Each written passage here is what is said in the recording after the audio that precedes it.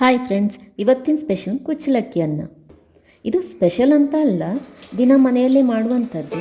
ಆದರೆ ತುಂಬ ಜನರಿಗೆ ಕುಕ್ಕರಲ್ಲಿ ಮಾಡೋದು ಹೇಗೆ ಅಂತ ಗೊತ್ತಿರೋದಿಲ್ಲ. ಒಂದು ವಿಸಿಲ್ ಕೂಡ ಇಲ್ಲದೆ ಮಾಡೋದು ಹೇಗೆ ಅಂತ ನೋಡಬೇಕಾ? ಹಾಗಾದರೆ ಬನ್ನಿ ನೋಡುವ. ಕುಚ್ಚಲಕ್ಕಿ ಅನ್ನ ಮಾಡಲಿಕ್ಕೆ 3 ಕಪ್ ಕುಚ್ಚಲಕ್ಕಿ ತಗೊಳ್ಳಿ.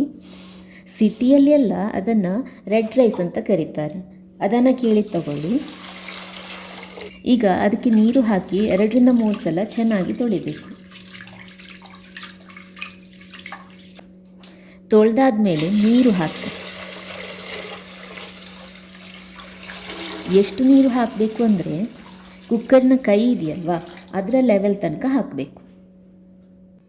ಇಲ್ಲಿ ನೋಡಿ, ಕಾಣಿಸ್ತಾ ಇದೆಯಲ್ವಾ, ಇಲ್ಲಿ ತನಕ.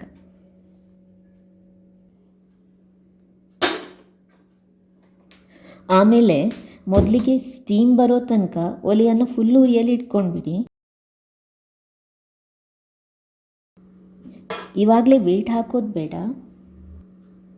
ಈಗ ಕುಕ್ಕರ್ ಇಟ್ಟು ಸ್ವಲ್ಪ ಹೊತ್ತಾಯಿತು, ಸ್ಟೀಮ್ ಬರ್ತಾ ಇದೆ.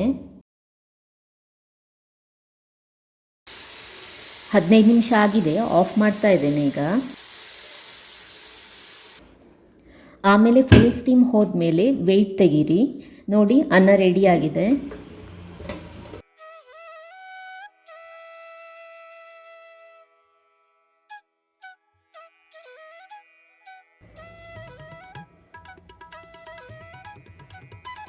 ಈಗ ಇದರಿಂದ ನೀರು ಬಾಗಿಸಲಿಕ್ಕೆ ಫಸ್ಟ್ ಗ್ಯಾಸ್ಕೆಟ್ ತೆಗಿಬೇಕು.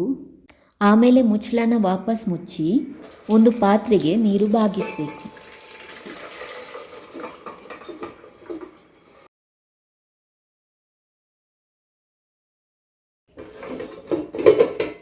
ನೋಡಿ, ಬಿಸಿ ಬಿಸಿ ಕುಚ್ಚಲಕ್ಕಿ ಅನ್ನ ರೆಡಿಯಾಗಿದೆ.